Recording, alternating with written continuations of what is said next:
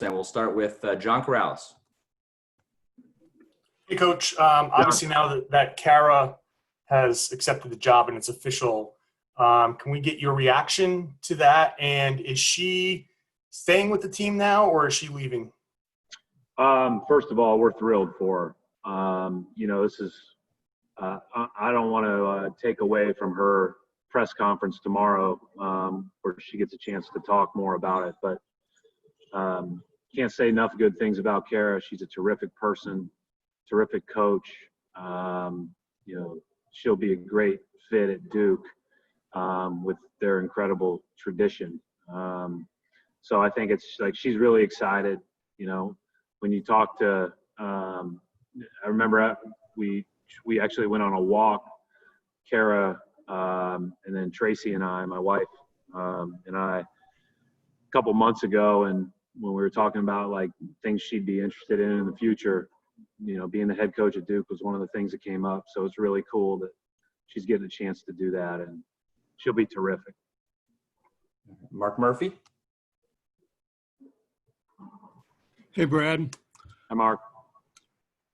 Rob Williams, he's had an awful lot of starts and stops in his career. I mean, mostly injury related. I mean, at this point with a fully healthy guy, what do you see in him? What kind of potential? I guess you're still talking in terms of potential with him. Yeah, I mean, it's the same things you see. I mean, he's got great vertical athleticism.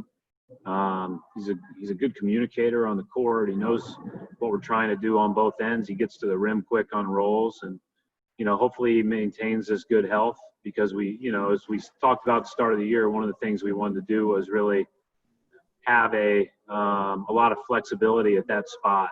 And so, I thought the guys that were available most of the year did a great job. And, I think when he's had his opportunities, he's really had some moments. So, we'll hopefully be healthy and, have everybody be impactful. Sherrod?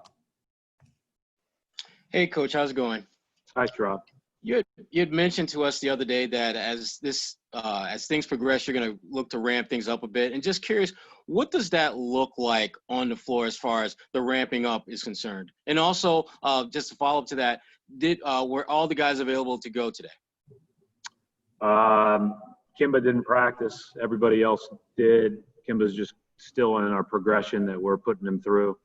But we went really hard today. The first two practices we didn't get out of quarantine in time to use our whole slot the first day. And then yesterday was such a quick turnaround with a 9 a.m. slot.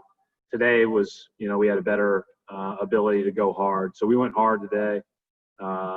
Guys really got after it. Wasn't, it was moments of really good basketball, but really tremendous effort all day.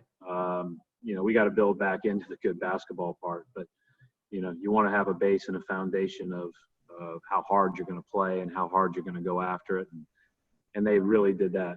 So it was a good first hard practice, and we'll follow it up with another one tomorrow. And then, we'll have a day off after that. Keith Smith. Hey, Brad. It's often said that players make their biggest jump between their rookie year and going into their sophomore year. Have you seen anything from the slew of rookies on the team that maybe they look differently physically or basketball-wise since the last time you saw them? Yeah, I've never really, Keith, have checked out whether that's true or not, other than the fact that it's probably you get more, you have more stats to back up, or maybe you get more opportunity or whatever the case may be. But it certainly makes sense that would be the case, because, it's your head's just spinning in that first training camp as a rookie, and there's so much to learn. You've never been through a season, and, even as a rookie coach 6 years ago in the league or 7 years ago in the league, I felt that way. So I totally would understand why that would be the case. And you can see it. You can see it with these guys. We have kept, all of our young guys on one group for the most part the last couple of days. So Tremont, Carson, Grant, Romeo, those guys have all played and played a ton of minutes when we've gone live. And that's kind of been by design. And they've all had some really good moments. Carson was terrific day one. Romeo's continuously had good moments, and Tremont's been Tremont. He can make you look bad if you're not focused in that moment. He's pretty special with that, and all those guys are being guarded by some of our best players and defenders on every possession. So it's great for them now, and looks like they've made good strides. And what better way to figure that out than being guarded by Marcus Smart or Jaylen Brown, Jason Tatum on every possession. All right, last couple of questions for Coach. We'll go to Abby Chin. Hi, Brad. Abby.